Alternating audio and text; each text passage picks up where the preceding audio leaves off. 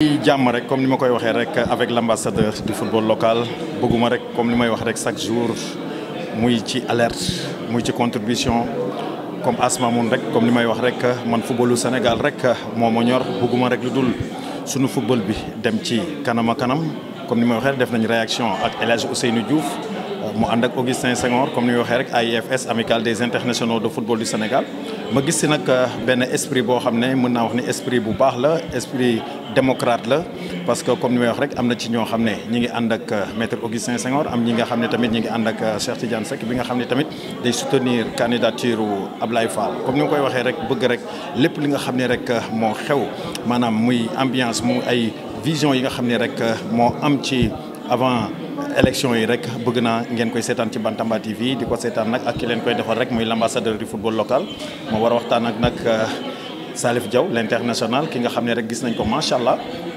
li nga xam ne mi ngi koy investir ci football petite catégorie bi muy Galaxy ñu gis si mu ciy def benn investissement boo xam ne mën nañ wax ni loolu rek lañ soxla ci sunu ay dirigeants comme ni ñu koy waxee rek mu nekkoon un ancien international un ancien professionnel def lu rëy ci carrière am ñëwaat fii ci réewam di ci investir kon dañ koy rendre hommage di wax ne rek kontaan nañ ci moom li ñuy def rek Ali xaar ko mu ñëw rek ñu am benn réaction boo xam ne mën nañ ko am ci moom après rek comme may wax rek xam naa ni le temps que maanaam conférence de presse bi nga xam ni ñu ngi koy def mu jeex ma mën a am réaction wu Augustin Senghor muy président bi nga xam ne rek mooy le président sortant mu bëgg a waxtaan ak moom rek parce que gis nañ li nga xam ni tamit moo xew ñi nga xam ni ànd nañ presque des années mais ñu gis tey ñooñu nekk ci beneen côté di jongante ak moom loolu nag bëgg naa ko ci laaj état d'esprit bi fan la ci tollu ak ban message lay lancer tamit aux différents candidats pour l'intérêt du football Sénégal loolu la may xaar rek Salif mu ñëw ñu def benn jangante. Le grand numéro 6. Ah non, c'est toi le grand. Non woon. Mais yaa ngi football ba léegi. Non. Man ak yow yam man. J'essaie de maintenir quoi. Quand on coach les gamins, c'est toujours difficile quoi. Yenn saa moom sa yaram day tàng rek nga dugg jaxase carte yi quoi. Mais ça va. déggal comme ni ñu koy waxee rek ñu ñëw rek macha allah gis nañ la tey fii ci conférence de presse bi mënoon nañ xam rek lan moo waral nga ànd ak Augustin Senghor. Bon, disons, je pense que, comme on dit, moi je prône toujours la continuité. Je pense que président Augustin ñëpp gis nañu liggéey bu mu fi def depuis toutes ces années et c'est vrai que parfois je dirais am na benn injustice boo xam ne dem na ba am si biir boo déggee ñenn ñuy wax tout sauf Augustin et je me pose la question qu'est-ce qu'on reproche à Augustin quoi. Donc bon man xool naa personnellement je suis président de club d'une académie je vois pas lan la def loo xamante ni jaar nañuy naan bon c'est bien. J'ai vu le débat qui s'est passé la dernière fois. Tous les candidats qui étaient là l'ont félicité. Donc, ça ne colle pas. Nous avons félicité Nitki. Et sur le plan international, tout le monde le félicite. Et il a posé des actes. Il a eu des victoires. Il a gagné. Et de l'autre côté, on dit que bon, il est resté trop longtemps. Donc, je pense qu'on est dans un sport de très haut niveau. L'importance, le leadership, comme on dit. Leadership et ce leadership je pense qu'il l'a démontré malgré que le football sénégalais dafa nekk dans un cadre boo xamante ni c'est un panier à crabe pour dire la vérité très difficile donc tu gères une fédération bi nga xamante ni c'est pas toi qui choisis les gens avec lesquels tu travailles donc ça veut dire il faut faire vraiment preuve de leadership preuve de calme pour mën a vraiment accompagner yóbbu football bi fii nga xamante ni niveau bi bu mu nekk. Et donc aussi, je pense que aussi, il faut juger les gens sur leur performance. Je pense que Taïdi, il y a voilà, quel tout remettre en question les performances qu'il a eu à faire. Le football sénégalais, il faut Indé. Certes, il y a des choses qu'il faut améliorer. Donc l'on pour je pense que il faut que le football soit une famille. Il faut que les gens qui améliorer, donc moi je prône sur ça. Mais comme je dis, c'est ce qui est beau dans le sport et la démocratie.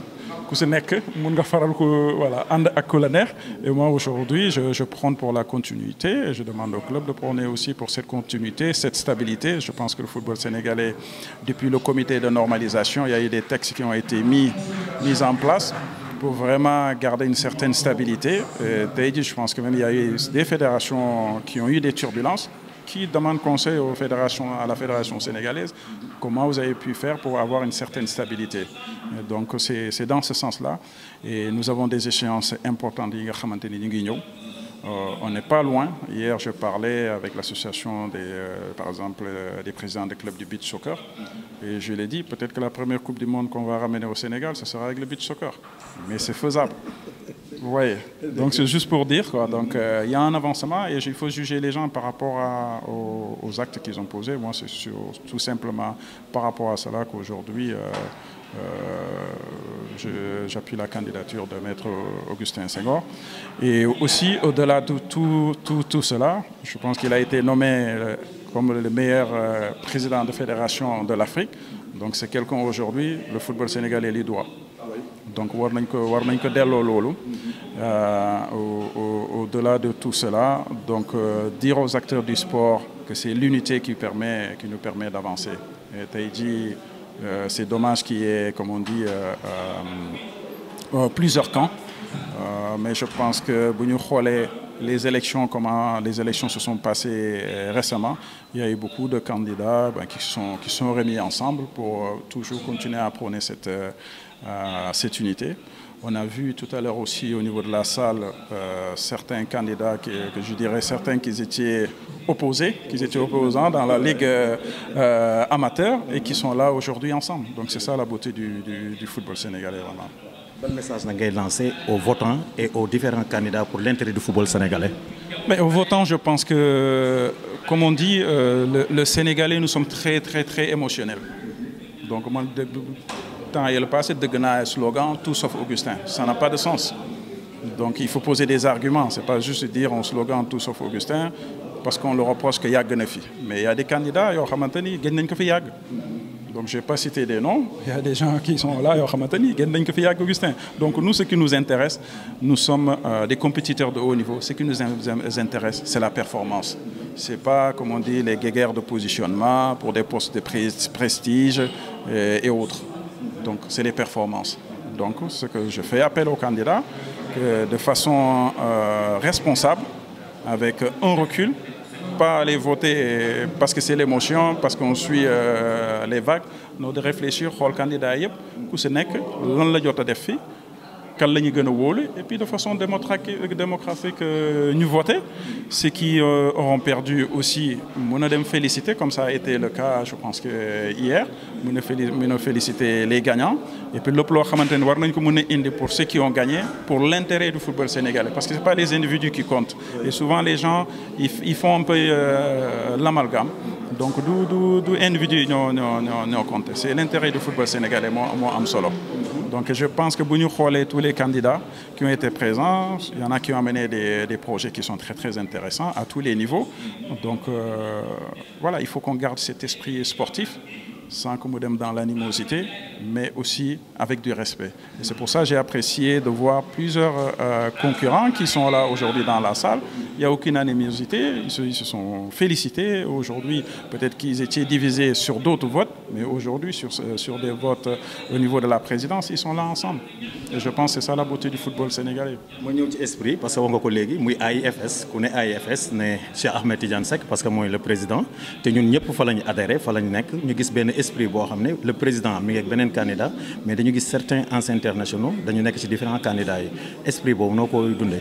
Mais comme je dis c'est l'esprit démocratique et je pense qu'aujourd'hui les gens ont gagné en maturité nekkatuñu rek il y a quelqu'un qui décide tout le monde le suit comme des moutons donc les gens ont pris du recul les gens ne rentrent plus dans l'émotion ku si nekk mën na ànd ak yow sur cette candidature mën a bañ a ànd ak yow sur une autre candidature et je pense que moom laay wax quoi c'est ça la beauté du sport au final xuloo yi dinañ bëri wax yi dinañ bëri mais comme on dit c'est le ballon qui nous réunit quoi demee di nga gisaat les mêmes personnes yoo xam ne démb ñu ngi doon xulee tey ji ils sont ensemble voilà ils prennent le thé ensemble et c'est fabuleux c'est ce qui est beau dans le football donc na lépp dem si jàmm rek et puis que les meilleurs gagnent et que ñëpp nga xamante ni ils ont des superbes idées ñu indi ko pour ces meilleurs là ñi nga xamante ni moom les présidents de club des passionnés de ce football sénégalais ñoom la ñu nommé que ñun ñi si nekk si ginnaaw yom ñu jàppale leen indil leen seen projet yi nga xamante ni j'ai vu beaucoup de projets innovants des idées qui sont vraiment très intéressantes mais donc war nañu bàyyi seen bopp indi idées yooyu ñëw accompagner ki nga xam ne moo gagné ak fu mu mënti nekk tamit quoi.